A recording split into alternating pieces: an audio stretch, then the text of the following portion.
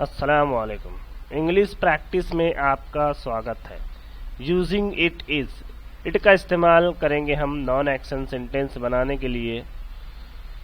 Number 1, it is a ball. इसका मतलब होगा हिंदी में ये एक गेंद है, उर्दू में ये एक गेंद है। Number 2, it is a cat. It का इस्तेमाल गैर जानदार बेजान चीज के लिए या फिर कोई चीज के लिए किया जाता है। गैर जानदार और बेजान चीज और जानवरों के लिए भी किया जा सकता है। ये एक बिल्ली है, इट इज अ कैट। ये एक बिल्ली है। Number 3, it is easy. ये आसान है। अब ये आसान क्या है? कोई चीज है, ऑब्जेक्ट की जगह पर हम इस्तेमाल कर रहे हैं। ये आसान है, it is easy. It is hard, वो यह मुश्किल है। वो या ये, इट का मतलब वो भी होता है ये भी होता है। ये मुश्किल है।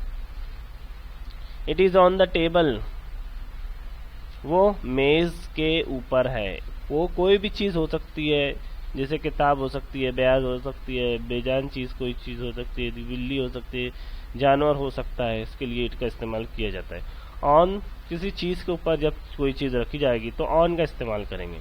Number 6, it is my pen. ये मेरी कलम है, ये मेरा कलम है। Number 7, it is your pencil. ये आपकी पेंसिल है, ये आपकी पेंसिल है।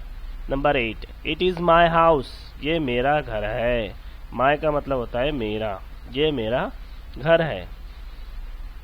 अब अगर हमें बोलना है कि ये नामुमकिन है तो कैसे बोलेंगे इंग्लिश में? It is impossible. वो ये असंभव है, ये नामुमकिन है।